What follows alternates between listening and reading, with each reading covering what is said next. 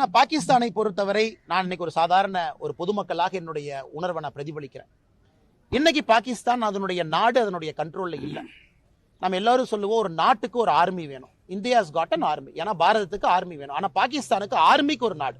நம்ம நல்லா புரிஞ்சுக்கணும். பாகிஸ்தான் நாட்டுக்கு ஆர்மி இல்லை, பாகிஸ்தான்ல இருக்கக்கூடிய ஆர்மிக்கு ஒரு நாடு. ஏன்னா அங்க இருக்கக்கூடிய ஆர்மி தான் அந்த சிவிலியன் கவர்மெண்ட்டை கண்ட்ரோல் பண்றாங்க. சிவிலியன் கவர்மெண்ட் ஆர்மியை கண்ட்ரோல் பண்ணல. இந்தியாவில் இருக்கக்கூடிய அரசு நாம ஆர்மியை கண்ட்ரோல் பண்றோம்.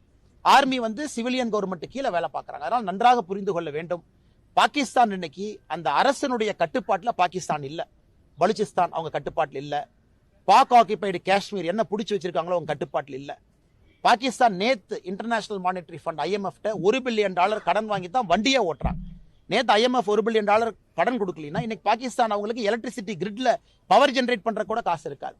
அதனால் பாகிஸ்தானை பொறுத்தவரை அது ஒரு பெரிய நாடே கிடையாதுங்க. ஒரு சின்ன நாடு. இந்தியாவுடைய பொருளாதார திறன்ல 12ல ஒரு மடங்கு ஒரு பங்கு இருக்கக்கூடிய நாடு. ஆனால் பாகிஸ்தான் அவர்கள் முடிவெடுத்துக் கொள்ள வேண்டும். இந்தியாவோட தொடர்ந்து இந்த மாதிரி ஒரு விஷயத்துக்கு வர்றாங்க, அவங்க எக்ஸ்கலேட் பண்றாங்க, அவங்க சிவிலியனை கொள்றாங்க, அவங்க மிலிட்டரி இன்ஃப்ராஸ்ட்ரக்சர் அடிக்கிறாங்கன்னா பாகிஸ்தான் என்கின்ற நாடு வரைபடத்தில் இருக்காது என்பது என்னை போன்ற சாதாரண மனிதர்கள். ஏன்னா நம்ம அவ்வளவு பலமா இருக்கோம். நம்ம நினைச்சோம்னா பாகிஸ்தானை ஒண்ணுமில்லாம பண்ணிடலாம். ஆனாலும் மோடி அவர்கள் அறத்தின் அடிப்படையில் இந்த போர் இருக்கு. நம்ம பாகிஸ்தானை எந்த இதுவுமே போய் தாக்கலையே. நம்ம மிசைல் விட்டு பாகிஸ்தானுடைய மிலிட்டரி இன்ஃப்ரா எதுவுமே அடிக்கல. அவங்க ட்ரோன் அடிக்கிறதுனால நமக்கு வேற வழி இல்லை.